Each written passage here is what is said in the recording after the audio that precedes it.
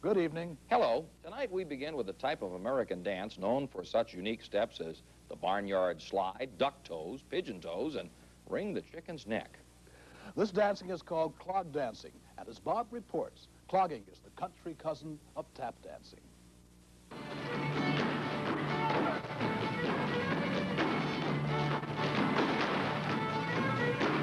Near as anyone can tell, clogging got its name from English dancers who wore clogs, or wooden shoes.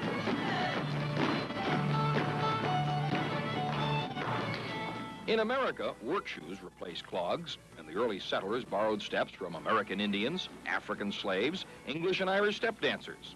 The pioneers called their dancing clogging, buck dancing if they did it alone. It's really the melting pot, the synthesis of many different types of dancing. It's noisy, it's rambunctious, it's a joyful kind of dance.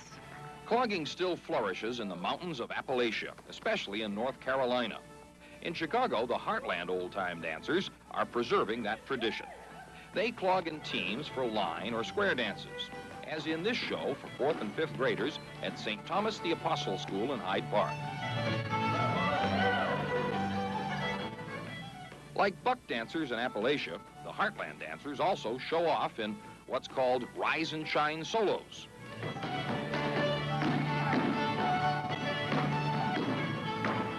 Paul Ford, a computer programmer at the University of Chicago, does wagon wheels better than just about anyone in this neck of the woods.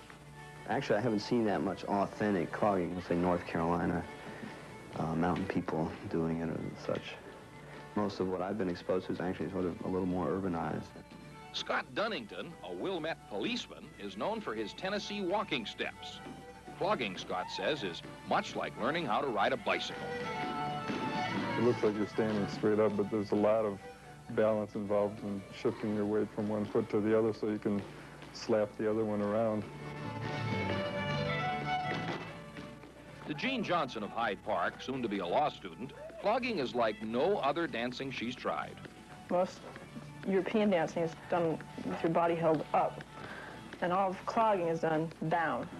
And it's very difficult for me to get that. That was the hardest thing, I would say, for me, is that everything's on the downbeat.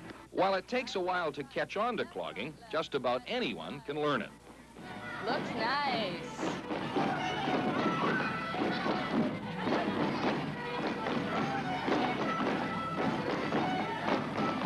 Let's try some chugs. In barn dances, there's a caller. In this case, it's the group's director, Vicki Moss, who picked up some steps at clogging camps in the South. Let's do some more chugs. Straight in front. Now 1 foot.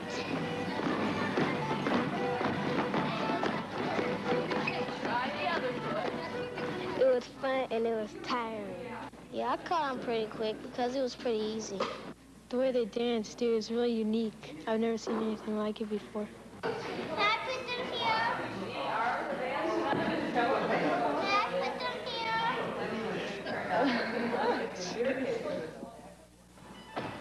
Like tap dancers, cloggers try to make just as much noise with their heels and toes when they dance. Cloggers also dance flat-footed. The basic step is virtually identical. In tap dancing, you have a step shuffle ball change. In clogging, you have a step, a shuffle step, change of feet, but instead of doing it on the ball of your foot, you're coming down with a flat foot. 1, 2, 3, 4. 1, 2, 1, 2, slide, slide, slide. When those old-timers really let go, they clog at about 160 beats a minute. With their routines, the Heartland dancers go about 130 beats a minute. Your feet are actually rhythm instruments, that you become part of the band by making up these intricate rhythms and keeping the tempo with your feet. They say that the finest clog dancers or buck dancers can dance without any music, and you can tell what the tune is. It was buck dancers like that who taught some of America's greatest hoofers a step or two. Hoofers like Gene Kelly, Buddy Ebsen, even debonair Fred Astaire. While clogging and tap dancing are country cousins, cloggers do some steps all their own. Double shuffles when the praise comes. Go!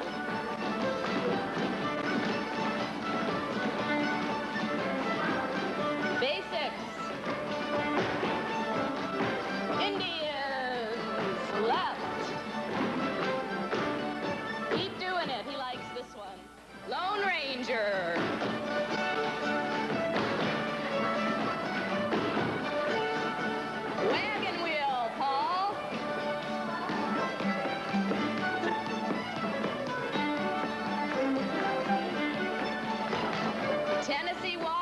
step, Scott.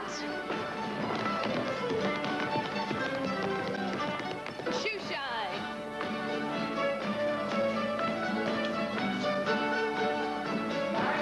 Slide, 2 in place.